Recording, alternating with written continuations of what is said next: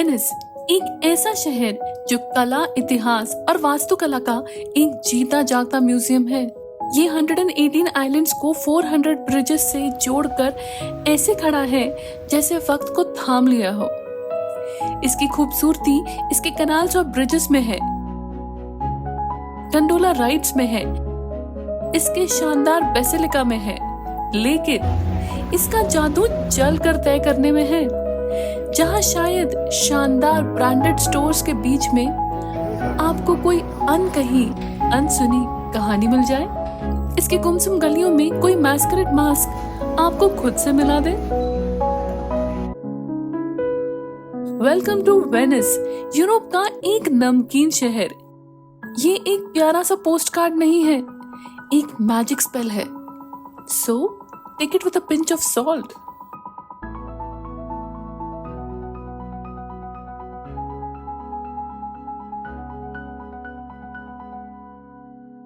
नमस्कार, मेरा नाम है मीनल और माय आर्ट यार्ड में आप सभी का बहुत बहुत स्वागत है।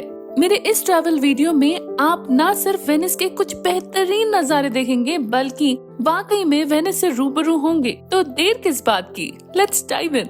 वेनिस इटली के ईस्टर्न तट पर बसा एक ऐसा शहर है जो बहुत ही वेल कनेक्टेड है by road, rail and air. क्योंकि हम म्यूनिख से सफर कर रहे थे इसीलिए हमने ली फ्लिक्स बस और एक ओवरनाइट जर्नी के बाद हम पहुंच गए इस खूबसूरत शहर में। यहाँ का बस स्टैंड और एयरपोर्ट सिटी के मेन आइलैंड पर नहीं है, तो जब भी आप होटल या अपार्टमेंट बुक करें तो इस बात का ध्यान जरूर रखिए कि आपको शहर चलकर एक्सप्लोर करना पड़ेगा। वेनिस का सबसे खास आकर्षण है सिटी के ईस्टर्न एज पर बसा पियाजा सैन मार्को, जो इस सिटी की जान भी है। ये मैदान कभी पॉलिटिकल सेंटर था तो कभी म्यूजिकल कॉन्सर्ट्स का स्टेज और कभी बाजारों से भरा मेला, लोगों के कदमों, कैमरा के फ्लैशेस और यहाँ की एवरग्रीन चहल पहल से। और इसी पियाजा में खड़ा है बेसिलिका दी सैन मार्को। 11वीं सेंचुरी में बना गया ये बेसिलिका उन दिनों न सिर्फ एक रिलीजियस हब था बल्कि पावर सेंटर भी था। इसका हर डोम, हर आर्क, हर मोज़ैक एक कहानी सुनाता है। हर दीवार, हर कॉलम किसी न किसी मैसेज से भरा है। यहाँ के टूरिस्टी कोलाहल में भी एक अलग सा स्पिरिचुअल एहसास है। बेसिलिका दी सैन मार्को सिर्फ एक चर्च नहीं है बल्कि एक सिलसिला है उन कहानियों का जिन्होंने वेनिस को वेनिस बनाया। पियाजा के बिल्कुल सामने खड़ा है सेंट मार्क्स कैंपेनाइल। ये 12th सेंचुरी में बना एक बेल टावर है जो कभी एक लाइट हाउस की तरह भी काम करता था, वेनिस के सेलर्स के लिए एक गाइडिंग टॉर्च।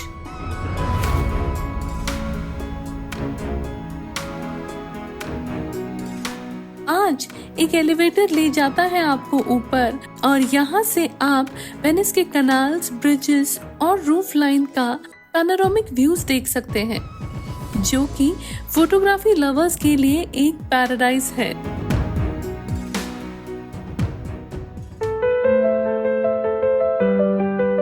बेसिलिका के बिल्कुल बगल में है डॉजेस पैलेस, वेनिस का एक पॉलिटिकल और कल्चरल सिंबल। वेनिस के डॉजेस यानी कि रूलर्स यहाँ पर रहते थे और पैलेस अपनी गोथिक आर्किटेक्चर के लिए जानी जाती है। पैलेस के बीच से बहती एक कनाल से दिखता है ब्रिज ऑफ साइज, वो पुल जिसके उस पार हुआ करती थी एक पुरानी जेल। कहते हैं कि इस ब्रिज से गुजरते वक्त कैदियों की आखिरी नजर वेनिस के खुले आसमान पर पड़ती थी और उन्हें कैद होने का एहसास दिलाती थी।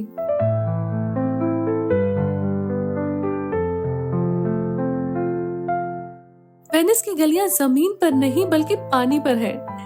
यहाँ के कनाल्स किसी शहर के नैरो एलीज की तरह लगते हैं, जहाँ पर बोट्स चलती हैं, जैसे किसी नुक्कड़ तक ले जा रही हो, और हर ब्रिज जैसे उन गलियों में झांकती एक नजर हो। वेनिस को खास बनाती है यही रवानगी, पगडंडियों जैसे कनाल्स और बालकनी जैसी पुलिया।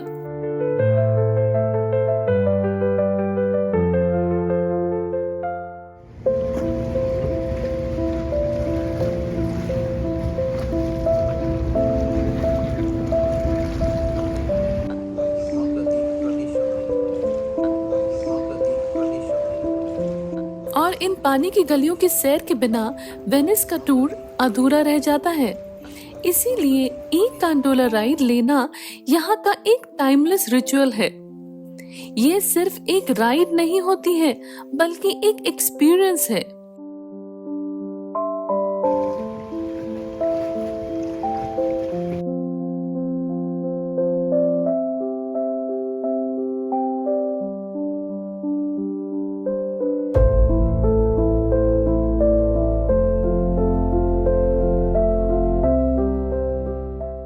जैसे किसी पुराने शहर की तंग गलियों से गुजरना, लेकिन पानी के रास्तों पर।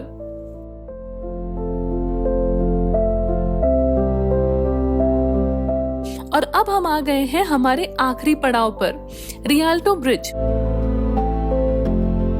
एक समय था जब ये बिजनेस का सेंटर हुआ करता था, और आज भी यहाँ से गुजरते समय ऐसा लगता है जैसे वक्त थम गया हो।